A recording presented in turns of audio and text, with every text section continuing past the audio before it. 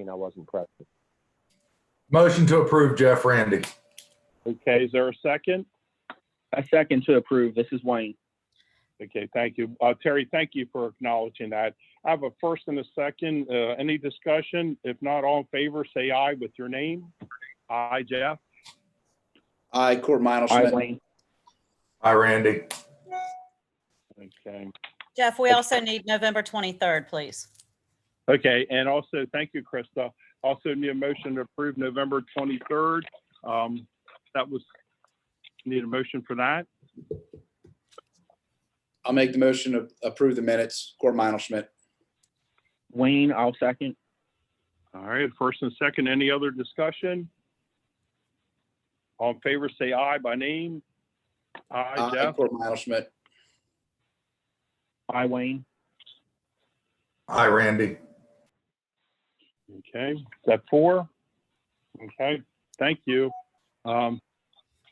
Next on the agenda, I'd like to make just a couple quick announcements and another brief point of order. Right now, I believe the discussion to review the demolition permit has been removed from the agenda and will be scheduled next week. And just inform that. And then today, I'd like to formally make the announcement that the county commissioners have selected a candidate to be appointed and voted on to be our new county administrator. My opening comments would be, I'm very pleased that so many candidates of so high of quality applied for the job. It was a difficult selection, and we've narrowed our choice now. So I'd like to bring to attention of all that we've selected John Monterano to be our next county administrator. Again, there was a number of qualified candidates. I'd like to entertain a motion for discussion to vote to support John Monterano being our next county administrator at a grade 22, step 22 with the employment offer that was signed by him and us. Questions, comments, and motion? I'll make the motion to approve. Thank you, Terry. Is there a second? I'll second Court Schmidt. All right, that's a first and a second. All in favor by name? Aye, Jeff. Aye, Terry. Aye, Court Schmidt. Aye, Randy.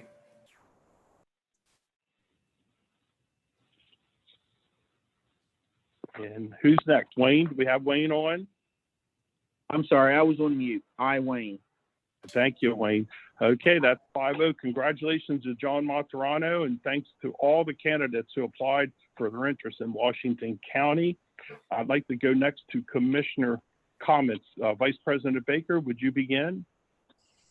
I'd just like to thank the commissioners for being very cooperative and really working hard to select our next county commissioner. I thought we did an outstanding job in the latest round of interviews. It was a very, very humble experience for me working with all of the county commissioners, and I would just like to thank all of the county commissioners for supporting that recommendation. Thank you, Terry. Any other commissioners comments? Wayne? Well, I'm sorry, Terry. Did you finish with your commissioner comments? I apologize. That was a comment, yes. Okay. Any other comments? I'm fine. Okay, thank you. Commissioner Kiefer, do you have commissioner comments? Yeah, just two things. Congratulations to John Monterano. Looking forward to working with him. I would echo what Commissioner Baker said. I think we had a good process this second time around, and boy, everyone we interviewed truly was a good candidate. John Monterano will do a good job for us. So I may have a few more words to say once we actually get to meet in person, but congratulations to John. Would also just like to thank real quick PR, Krista, IT, anyone who worked real quick yesterday to transition our meeting from a live in-person meeting to a virtual meeting today that we're meeting over Zoom. So just thank you to everyone who made that quick turnaround possible for us. That's all. Thank you. Commissioner Schmidt, any comments? Just like to echo everybody's comments there, but with saying congratulations to John Monterano, but also just wanted to say how much fun I know, and I use that word loosely, but fun we had jumping into the Lake Roar there at Fort Ritchie last week. It was a good event for a good cause. And they raised a good bit of money. So I'm glad we did it. And thank you, Jeff, for also doing that with us. It was a lot of fun. You're welcome. And again, fun means really, really cold. It was cool. Commissioner Wagner, comments? Yeah, good morning. Again, thank the staff for doing this. And I think it was a wise decision to maybe start virtual here for a while and keep some citizens' participations, keep everybody safe. And, everybody reads what the numbers say right now. Congratulations to John, and everybody's right. We had a huge pool of candidates. I think it was 22. A lot of them were very well qualified. The deciding factor, John's held two of the top positions in the county. He was a county attorney at one time, and he was the board attorney. He's just seasoned in government functions. And I think it was a great choice, and I do appreciate all the other candidates. It just wasn't their day. Everybody was up against some very stiff competition, but I do appreciate the Board of County Commissioners, agreeing and working it out amongst us, and everybody seemed to be very cohesive and on board. I do appreciate it. That's all I got, Jeff. Okay, thank you, Commissioner Wagner. I do have two comments. Again, congratulations to John Maturano returning to county government. He'll do an excellent job. I'd be remiss if I didn't give a heartfelt thanks to the interim county administrator, Kirk Downey, who came in at the beginning of a budget year, undertaking the opening of the emergency operating center with all the COVID-19 problems that occurred. But he was steadfast and led us through a budget season with a budget that was conservative and fiscal responsible. At the same time, working with our fire and EMS communities to shore up that we are augmenting and helping our volunteers with career staffing. So again, Kirk Downey, I want to praise you for your efforts in standing by as a loyal county employee and your efforts during this past year. It's credit to your family name, the way you stood fast and helped county government lead the way during this time. Again, also to the commissioners, the teamwork that was displayed during this process, I praise each and every one of you. We work together, and I think we're on a road to success with our succession. I also want to remind people that when you're over 60, not to fully jump in a lake that's about 25 degrees. Court the young guy, he did, but it was a good cause to the Fort Ritchie Community Center up there to help kids programs throughout the year. And thank you, Court, and to all those who put sponsorships out. With that being said, I'd like to move on to any staff comments. Krista, do you have someone at staff ready to begin? We do. We have Dave Hayes waiting. Mr. Hayes, would you proceed?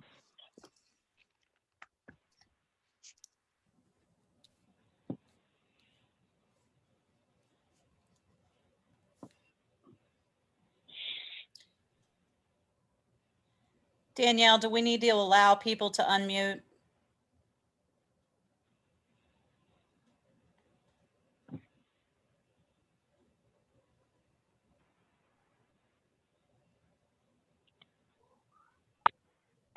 Are there any other, while we're waiting on Dave, is there any other staff member? I believe everybody except the commissioners are muted. Okay. Danielle, Dave? Danielle Brittany, can we unmute Dave Hayes? I've asked him to unmute, but it's not unmuting him. Okay. He was on Okay. earlier talking, so I know his mic works and he can unmute himself. So we just need him to unmute. Okay, thank you. All right, we'll give him a second or two here. Oh, he's calling. Bear with me. Okay, thanks. We'll wait on him. All right, do we have Dave on the line?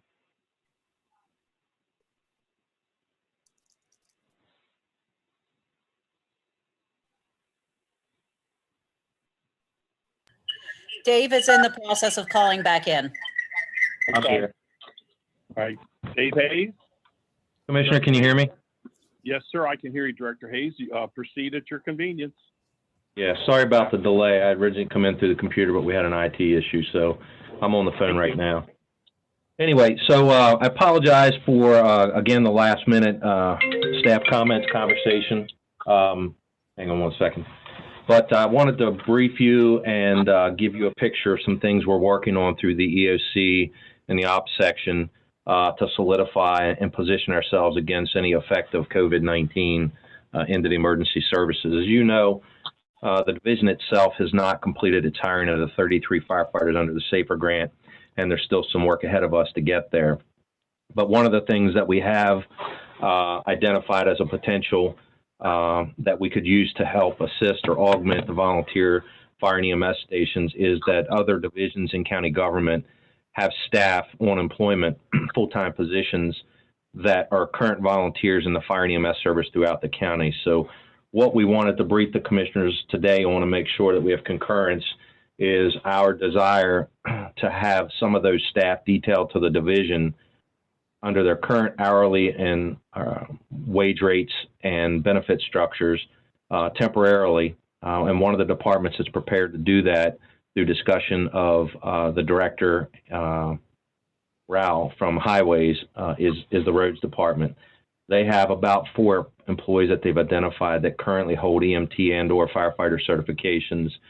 And what we're looking for is the most cost-friendly option to the county's budget. The director advises that he would not need to backfill those positions if they were detailed. We are aware that if a large snowfall came, that could change that situation. He feels, barring something significant, more in the world of probably feet of snow, he would not need to backfill those positions even during snowfall operations. The other department that's already been identified is certainly exists within our own division. The Emergency Communications has about 10 staff that do currently volunteer in the system and hold certifications. So our intent is to use those staff to try to buffer against the effects of COVID. The emergency services is no different than the rest of the county's population, or for that mark, even the rest of the nation, that it has already affected us on several occasions.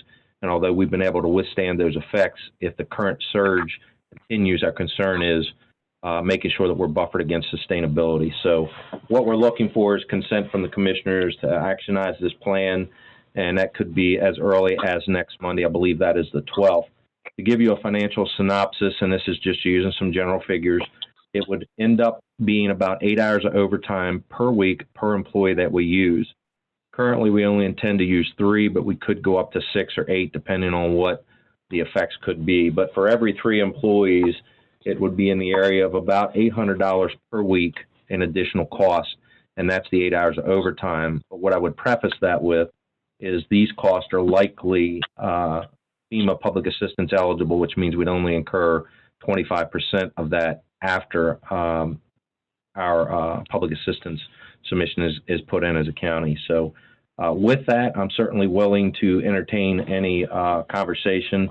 The last piece I'd leave is we have already conversed with the union reps, and some of the contract language there are amenable that would not have to be applied during this. So they basically would earn overtime after 40 hours a week, but not cumulative in any given day's time. So I'm open for questions. Good question. This is more for legal, but what would happen if somebody got hurt on the job during that? Would they still be covered under our workers' compensation policies? Yeah, they're working for us, so they'd still be covered. Okay. And Commissioner? the only other thing is if you could send this out and, to us in writing, I'd also like just a concurrence from the director that they are comfortable, and I'm assuming this is only going to be used on an as needed basis. So if we start getting people healthy and back into the job, they're going to be going back to their normal position. Yeah, that's Yeah, right. so It's voluntary. Both the employee has to elect to do this, and their supervisor has to allow them to do that. So we're not, rendering other departments unable to provide essential services by the transfer. Okay, thank you. And if I could add in there, we have drafted what will likely be a consent form or some degree of that I'm happy to forward to the commissioners. That will require the employee to sign that it is voluntary. It'll have my signature, and we can also add the department director on there as a signatory. That way you can see that it's vetted all three ways. That'd be perfect. Thank you. Dave, this is Dave, Wayne Kiefer. Can you hear me? Yes. Okay. Just a question. So our employees that would be working for the volunteer fire companies, are we talking about their normal working hours? If it's their normal Monday through Friday shift and they're filling in at a fire or rescue station, is that what we're talking about in terms of them getting paid if it's or are we talking about their volunteer time on the weekends or a non-work day as well? So what we would be doing is moving at least the first three to a 24-hour shift, and they would work the 24, 48-hour work week, which is where the 8 hours of overtime comes into play. And the issue is we can't stand this up at a moment's notice because we would incur additional overtime, and also these employees would already have worked potentially some of their county time at highways. So we would be looking to move them again as early as next Monday. And the ideal is that these folks will be supplanted in, and we're going to pull paramedics off of transport units and put them into chase cars so that first they could be deployed in the local region. But if we had an ALS hole in another area of the county, we likely could move that ALS provider to another section of the county and still cover with ALS resources that are likely already in the area. Okay, so they'll be scheduled for it. That makes sense. Okay. That's correct. We're thinking this could be 30 to 60 days. Again, we got to get through this surge, and we've already had a fair number of EMS workers and even some fire department workers that have been affected by COVID and required isolation or quarantine. Hey, Dave, this is Randy. Yes, sir. You know, I'm always a liability guy, and I know Kirk addressed it there a little bit with Court's question, but is there any openness in this type of work, which is not what they generally do, for liability? Do they need any special training, anything that you would require of that department that we're helping out that we don't have, that the public could come back and say, well, you weren't trained properly, now we have a liability? So that's a great point, and really what we've used is the fact that they volunteer in the system today, at least to identify those folks. And we're looking for people that currently have firefighter 1 and or at least EMT that are volunteering in the system. So the training should already be in place. We're not looking to just bring what might be somebody that operates a dump truck or a piece of heavy machinery across. We're looking to bring people that already have that training. The second part I'd add to that is anybody that participates in this will have to have a current fire department physical, whether that's the association's or ours, and a current fit test. And we can fix those things if they don't, but they should already have that. Well, thanks. That's great. Thank you. Dave, are you looking for a motion or a consensus? What you need? I think we just need a consensus. I would think this is something that, with Kirk's concurrence, that we could actionize, but either way, whatever you're most comfortable with. I just have. I don't think I we just need a have- motion. This is more for your awareness that this is Okay. a workplace issue that we're looking to do to provide some relief given the current environment we're in. Right. Yeah, that was kind of what I wanted, more of a statement, Director Hayes. We're just being proactive with providing public safety to the public. We're trying to cover all the worst case scenarios instead of responding after effects. So I applaud your efforts and forward thinking on this of safety for our community. So if it's just a consensus, or just is the consensus that we need, Mr. Downey, or just awareness only? Really, this is more for your awareness. Okay, well, I support it anyway, so however it needs to be done. Thank you, Director Hayes. Commissioners, any other comments? I'm good, Jeff. Randy, I'm good. Thank you. This is Wayne. I support the plan as well. Yeah. All right. Thank you, Commissioners, for that. Director Hayes, do you have anything else? No, sir. That's all I needed. I appreciate the support again. Thank you, sir. Thank you. Is there any other staff scheduled to speak today? I think Tom will be on in a minute. but Commissioner Klein, I was on by phone earlier and was apparently eternally muted. But I wanted to thank you for your comments, and I wanted to congratulate John and say on behalf of myself and the staff that we're certainly looking forward to working with him as a new county administrator and addressing the challenges of that we face moving forward. So certainly, Well- thank you. It's been an honor to serve the county and county government as interim county administrator for the last 13 months. And I look forward to working with John very much again. Well, thank you. My apologies for omitting your from the staff comments. Thank you, Mr. Thank Downey. you for everything you've done. Tom, are you available? Mr. Brown? Good morning, Tom Brown, Emergency Manager. Can everybody hear me? Good morning. Please Okay. proceed. All right, so last week, remaining CARES Act funding was discussed, and decisions were made as to how the remaining funds would be distributed equally. This week, I'm here to provide you with an update. As was agreed upon, remaining funding will be used to reimburse for wage expenses. As staff has begun the process of auditing the expenses to ensure that all money has been spent, and to ensure all required documentation is completed for future audits. It was discovered that there were some expenses which had not yet been completed. This will alter the total amount available to disperse for the wage reimbursement project to the county and municipalities. At this time, county budget and finance are completing the final numbers. They will begin processing checks following the voted upon distribution matrix from last week's meeting. This change will, yes. Do we know the amount of the approximate amount of that, those expenses? Those additional expenses? I don't have an exact number at this point, but we think it's going to be around 600,000. Oh, okay. Which will come from the 4.1 quoted last week, 4.1 million quoted last week. So the change, go ahead. is it four? Yeah, so but once we already separated out the amount going to the businesses, and then you gave us that sheet, we had $1.8 million to the county. We dropped, I'm going to say it was $500,000 as a rough estimate. So we had 1.3 million to the county. And then there was another chunk that came out of that. So do we know approximately how much was left in that county position? So we're not affecting the firefighting, the volunteer stations and all of that. Yeah, so the change is not going to affect the funding, which was distributed for the completion of the restaurant project. The funding agreed to be provided to the fire and EMS company, nor does it will it affect the funding provided to the Convention and Visitors Bureau. So the plan is to send each of the commissioners an updated spreadsheet that shows the amounts that each of the entities are going to get once the final numbers are determined.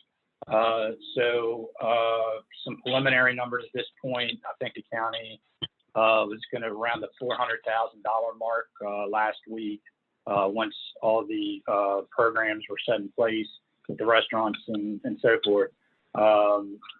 Preliminary numbers, I think around $180,000 for the county's portion that they would receive back. Okay, I guess without seeing it, I'm a little confused by the numbers. If we had $400,000 left and we have $600,000 extra expenses, I'm a little confused. The $600,000 will come out of the top of the remaining funds before the disbursement is determined based on the percentages that was agreed upon last week. Okay, well, I guess what I would like in my suggestion would first is we brought the county's portion all the way down to zero before we affected the volunteer stations, is I guess what I'm trying to suggest. Well, this wouldn't affect the volunteer stations. It wouldn't affect the restaurants. The only places that would be affected would be the county government and municipality governments because it's coming off the top. But we can certainly take it, the county's portion down to zero and see what's remaining and then take that off the top so there's less of an effect on the other municipality governments, if that's what you want. Yes, Can I interject real quick? yes, but I guess it's hard without seeing these numbers in front of me. Okay. Right. Sarah, do you have a comment? Yes, please. I'd just like to kind of recap what Tom is saying. So prior to discovering this roughly 600,000 or so that was not included in the information that was provided last week, we thought that there was approximately 4 million or 4.1 million dollars in remaining funds to be distributed through the allocation spreadsheet. So what is being presented today is that 4.1 million be reduced. It'll probably be around 3.5 million, and then distributed in the same manner as discussed last week, with the county's portion being allocated out to fire and EMS to make their requests whole, and then also being reduced for the amount that was being provided to the restaurant funding. Last week when we had discussed that, it was around, that would leave the county around 400,000, but because of the reduction in the top amount from 4.1 million down to 3.5 million, now the county only expects to receive around 160,000 in reimbursement to ourselves. So fire and EMS will still be made whole. The restaurant will still be provided the funding that was secured for them last week. The other changes are related to the city of Hagerstown and other municipalities that requested funds and the county funding portion. Sarah, this Very is well Wayne said. Kiefer. Can I ask a question? Can you hear me? Okay, Go good. ahead. Ask your question. How much is being reduced to our municipalities? Do you have the hard dollar amount or maybe a percentage and an idea you can give us? Kind of like Commissioner Monishment said, without having these numbers in front of me, it's a little difficult, but if we also made promises to the fire and rescue companies, I don't want to take that back. It sounds like we also made promises to our municipalities too for their, and it goes towards their police force. Is that correct? Or just a variety of needs? It will directly reimburse for public safety expenditures. The city of Hagerstown is by far the largest municipality with a request. And I can tell you, with the assumption that 4 million was the remaining figure, they would have received 1.6 million. With the assumption that 3.5 is the remaining figure, they would receive 1.4 million. So there's a $200,000 gap there, which is our largest municipality. The other municipalities, it may have been reimbursement of approximately 35,000. It may be reduced slightly. They're much less in comparison. So it may mean $10,000 to the smaller municipalities, but it does create a bigger change for the city of Hagerstown. I think even a $10,000 change to our municipalities means a lot for some of our small towns with a very small population. Sarah, is there a way that you could email us this a spreadsheet from what it was to what your calculations are, and that we could postpone this vote towards the end of the meeting so that we have a time to look at that real quick? Because I think I'm on the same page as Wayne. Instead of reducing us from 400,000 to 130 or 120, I'd like to see that spread out. I mean, the county government, as the county as a whole, we have not seen the decline in revenue that everybody else has, and that can mean a lot to the municipalities and, of course, the volunteer stations. I can definitely send this out to the board. Just one thing to keep in mind is that these are preliminary numbers, and they are also subject to change based on final review of the expenditures. Of course. And this is Tom again. So were we discussing postponing this until next meeting, next Tuesday? No, and I would say towards the end of this meeting and get that, if we can get that spreadsheet out in the next 45 minutes, then we can get it done.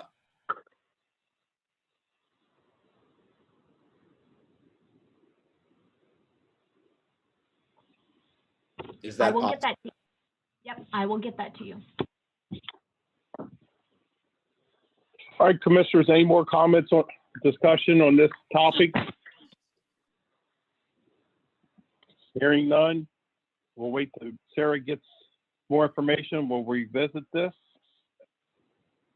Next on our agenda item is the revision of policy PR 22. Kirk Downey, would you please take the lead in the discussion? Sure, commissioners. There's been some discussion regarding the boards and commissions policy, specifically the residency requirement that's currently in that policy. We have a number of boards and commissions. Some of our members of our boards and commissions, we have discovered, do not actually reside in Washington County, but do work in Washington County and spend a significant portion of their professional lives here, and are valuable members of the committees. There's been a request to consider revising the residency requirement for the boards and commissions policies to consider extending it to allow for those who reside in Washington County or work in Washington County as eligible for appointments to the commissioners. There's also additional language in there that provides the commissioners discretion to say that they may waive any requirements to the boards and commission policies when they believe it's in the best interest of the county to do so, to provide the board with maximal flexibility to appoint people who they believe can best serve the interest of the county through service in boards and commissions. Hey, Kirk, I think this is Randy. I Sure. think we're so inconsistent in this. I mean, I've sat here and we've appointed people that live out of town just recently, and we've not appointed people that live out of town just recently. I know for a fact that the FIT program, that the emeritus is work and live in Washington County is their motto. And we've talked about this numerous times, how narrow we are. And a lot of these people live in Greencastle, Waynesboro.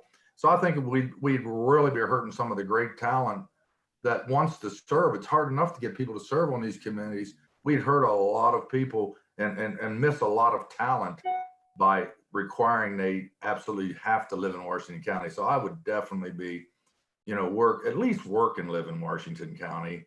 And, it's just, we're just so inconsistent. We just last week voted on people that didn't live here.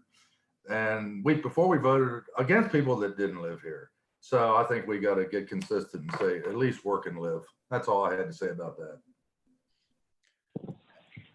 Commissioners, any other comments?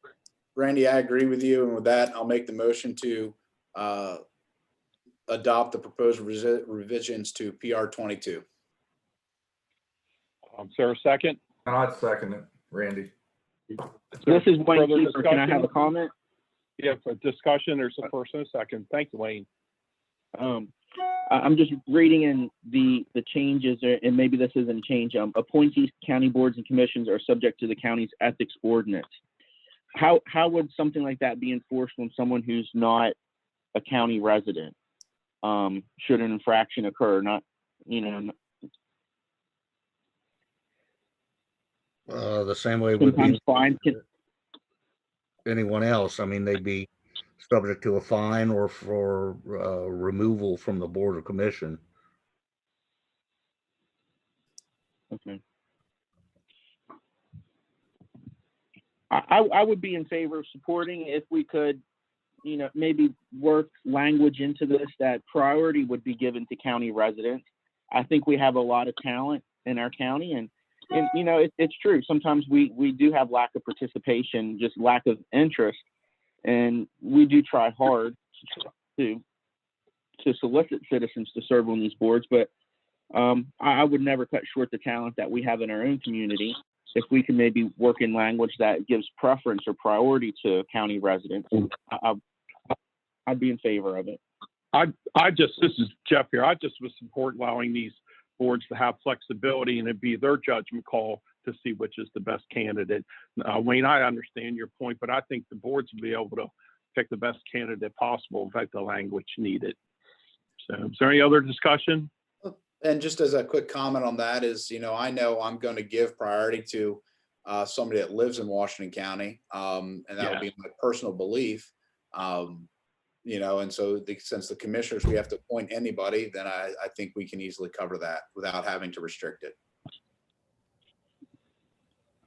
That's a good point. Can you hear me? Yeah, let me make one comment here. I think a lot of times the committee submit 2 or 3 names to us for final approval. So that also would give us that option to select a county resident of equal value over someone else. So maybe all that's already decided like that, but I'm open for the discussion. Thank you. So that I fully understand, I thought Randy said that he was in support of recommending Washington County residents that live here and are employed here. Is that the way the policy is going to read? It says applicants must reside or work in Washington County. So one or someone the other. Or both. Yeah. One or the other. I mean, it's been found that a lot of the people who we think of as members of our community and are every day running, agencies and organizations in the county may just live across the state line in Falling Waters or Greencastle. Yeah. Well, I've been on the board for a number of years, and too many times I've seen people supported because they're close friends and so forth. And I think and this is just my opinion, I think we've done extremely well with the current policy that we have in place. And I'm going to be probably in support of just keeping it as is. And then the county commissioners have the ability to appoint someone from out of the area if need be. Well, that was the problem. Is under the current policy, we do not have that authority to do it. But we've done it. Yes. So if the policy states that we have the authority without the language of and or living in the community and or working in the community, I would probably support that. Yeah, but the current policy does not give us the authority to appoint somebody from outside of the county. And we have a couple individuals that are members of commissions that we would have to remove them from their commission or board since they do not live in the county. Well, there would be numerous members from numerous boards that would have to be removed. And don't forget, this is Randy, don't forget, we just said somebody couldn't serve that served for the past year because they don't live in the county. So it's work or live, and it's our discretion at the bottom line of who we appoint. And oh, I understand. Okay. Well, gentlemen, we have a first and a second on the floor. Can I bring the discussion to the end and call for a vote, or is there more discussion?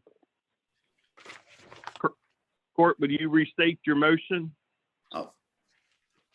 So I make the motion to adopt the proposed revisions to PR 22. And I second, Randy.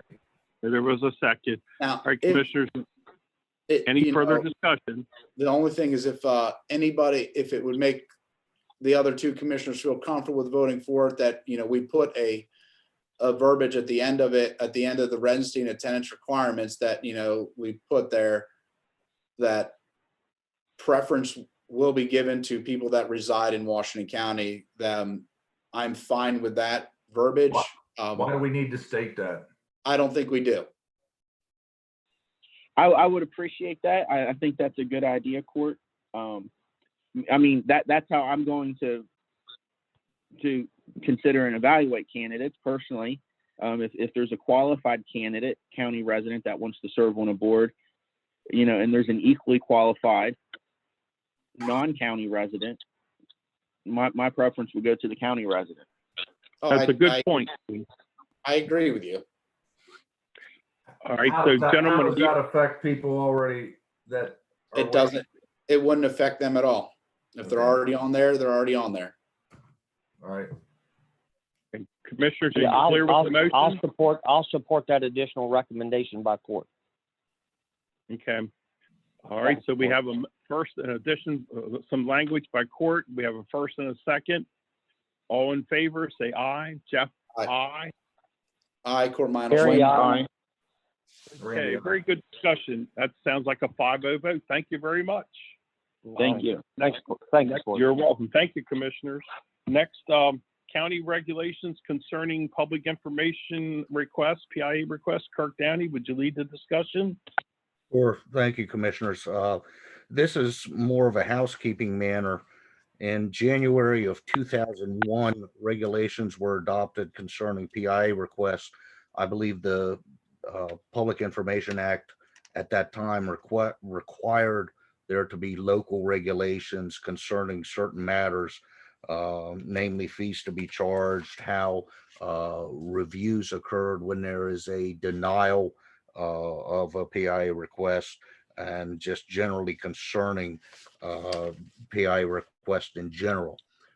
In the past 19 years, as you may imagine, there has been numerous statutory changes to the Public Information Act as it's provided for in state law.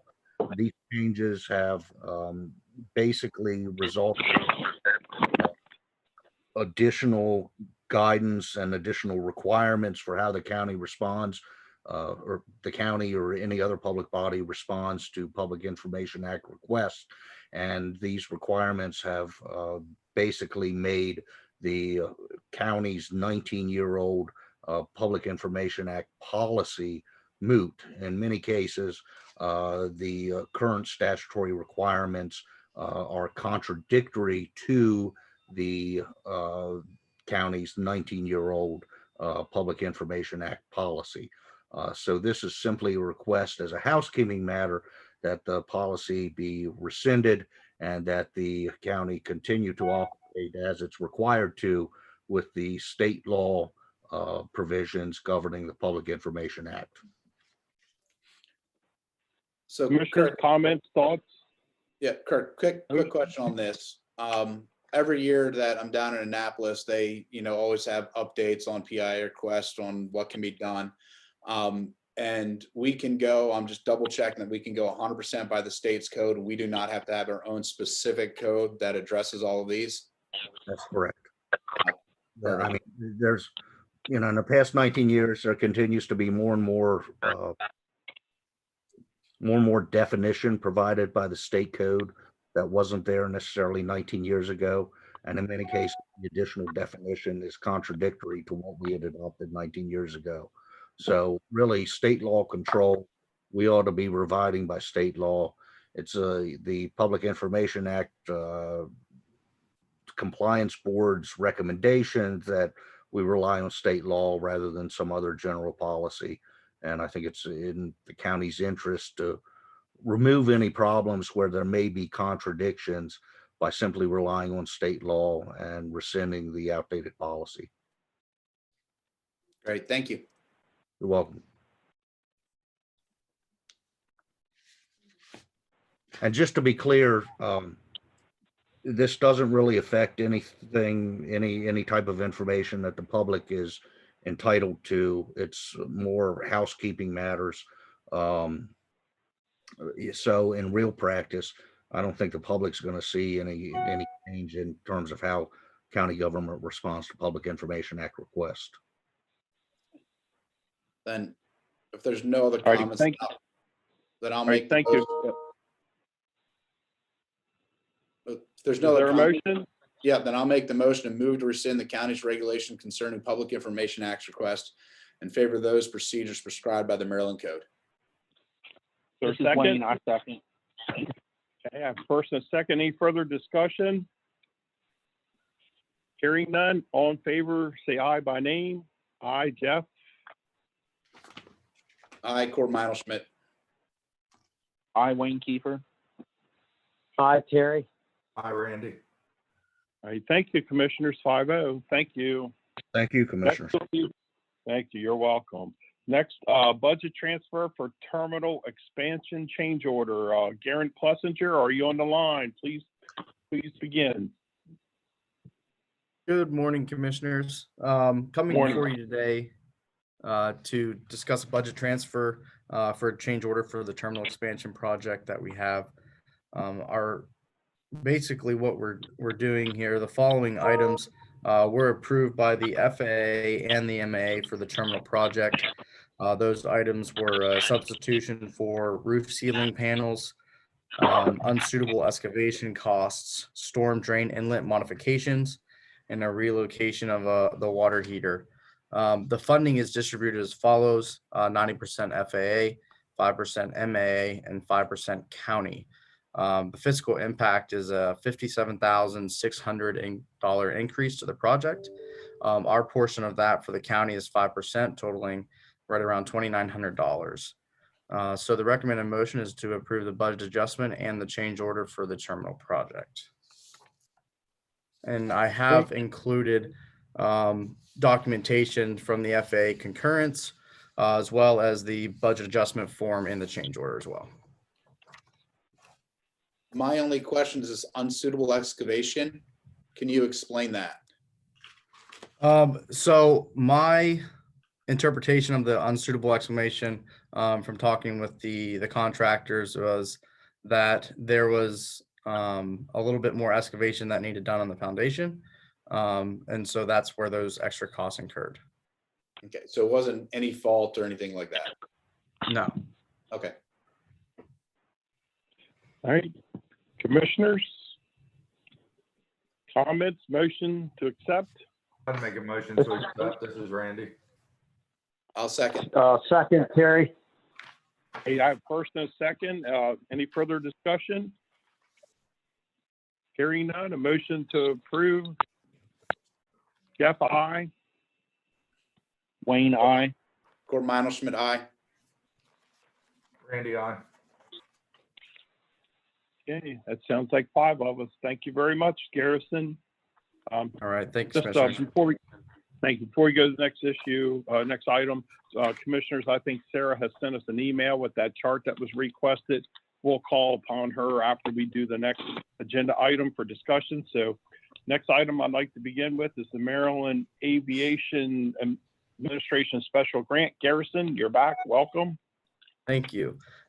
So in brief, the Hagerstown Regional Airport submitted a request to the MAA seeking funding assistance through their special grant program for the completion of upgrades to the existing virtual perimeter monitoring system, also known as our VPMS system. And also to purchase aircraft rescue firefighting foam testing equipment and a live scan fingerprinting machine. These projects were approved in the FY 2021 CIP budget. And so the grant has finally come across.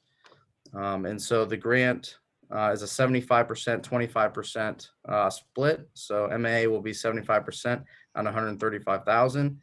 Washington County at 25%, a little over 45,000 for a total project cost of $180,500. And so we are looking to approve the acceptance of the award from the MAA in the amount of $135,375. Motion to approve. Commissioners, comment, motion to approve. Motion to approve step funding. Second. Second. First and second, any further discussion? Hearing none, all in favor, say aye by name. Aye, Jeff. Aye, Corbin Schmidt. Wayne. Aye, Randy. Aye, Terry Baker. Okay, that sounds like everybody. Thank you, Garrison. Yep, thank you, Commissioners. And Commissioner Klein, just you recap there. The document will come via DocuSign. So I'll have the MAA send that to you again. I think they sent it out a couple weeks ago, but wanted to get official approval before we set that onto it. So we'll get that set.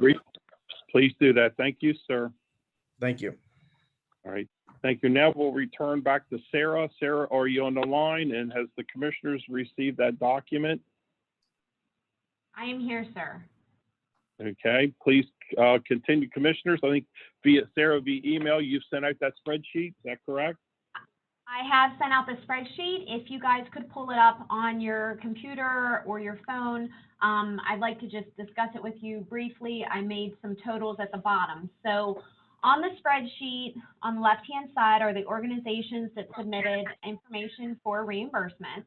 On the top, as you scroll across the top, you can see assumptions. The assumption that we would have 4 million remaining, and then another assumption that we would have 3.5 million remaining, and a column that represents the change from one assumption to the other.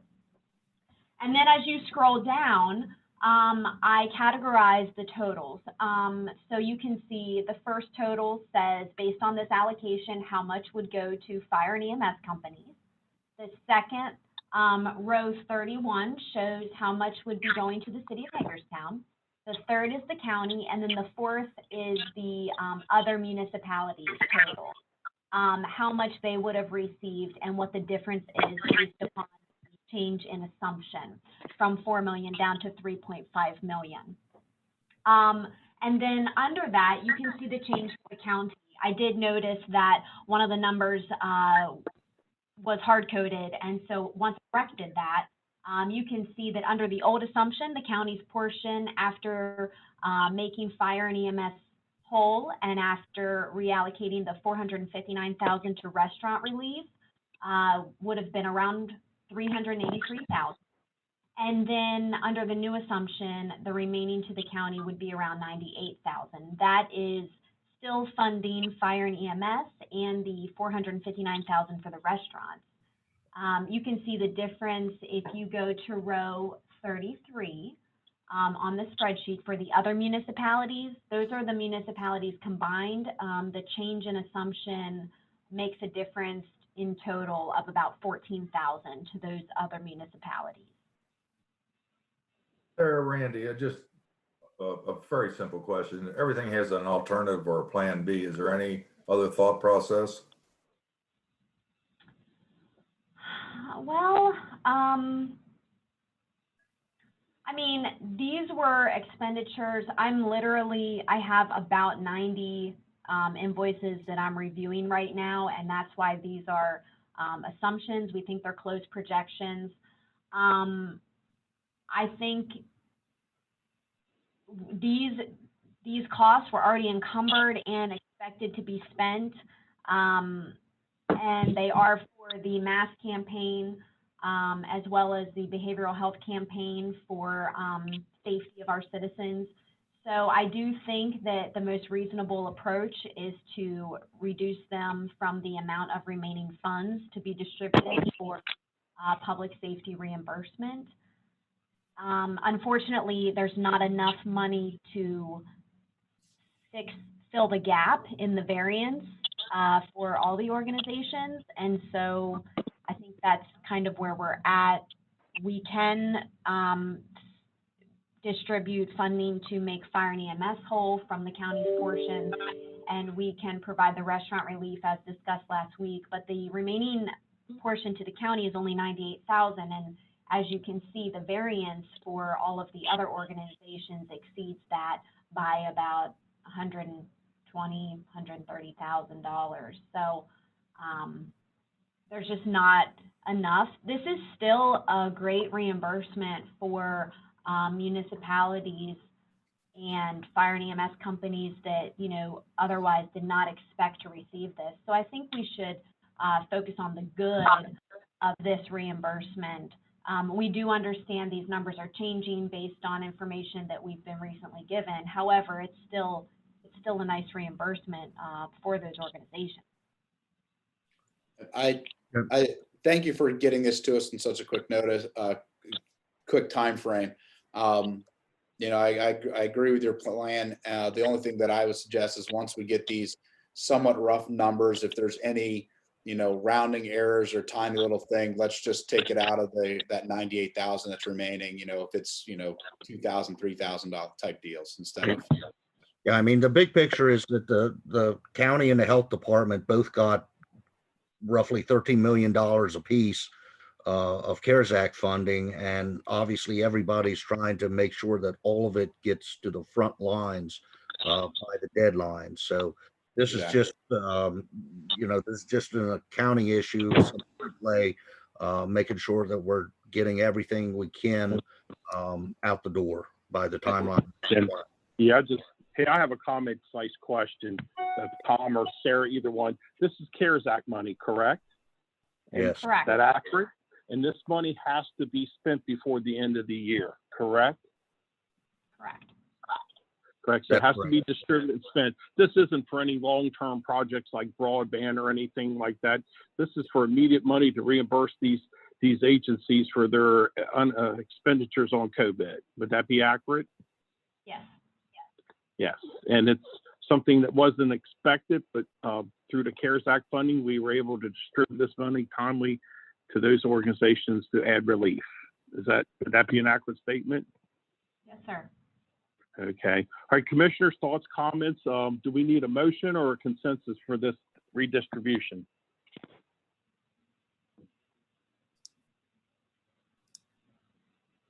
I would defer to Kirk. If we need a motion, I'll motion to support the plan as presented. I think just generally a motion to give authority to staff to adjust the distributions as proposed, given what the actual final numbers are. Okay. Cord, are you okay with that language like that? You want to restate Yep. it, or I'm comfortable with that. I have a motion as Randy, I'll second I it. need a second. Okay, commissioners, any other comments? I support this, and I would just assume that even after we have our last meeting of the year, if a minor change were to come up, commissioner approval is not needed. Staff is empowered to make those adjustments so we can get this out the door by December 31st, right? Yes, That sir. would be the Thank you. plan. That would be good. All right, that's a great comment. All right, can I have a first and a second? I call for a vote. Those in favor, say aye by name. Aye, Jeff, Court aye. Monson. Terry, aye. All right. Aye, Okay, Randy. is that five? Is that all five? Okay, I think we had all five to support. That's the last agenda item. But Krista, I didn't ask you directly if you had a staff report. Is there anything you would like to add? No, sir. All right. Krista, am I correct that our closed session agenda item was removed? So do we have any other closed session items? That is We correct. need We to do go- not have, there is no closed session items. Okay, hearing that, I have ask for a motion to adjourn our open meeting. Make the motion to adjourn. Is there a second? I'll second Randy. Okay, any further discussion? If not, say aye by name. Aye, Jeff. Aye, Court Schmidt. I, Wayne. Aye, Randy. And Terry. Okay, Looks do we like have all five? Do we have all five? All five. Okay. All right, thank you, Terry. Commissioners, thank you very much. A great meeting. Be safe. That concludes our Thank you, meeting. Bob. Thanks. Take care.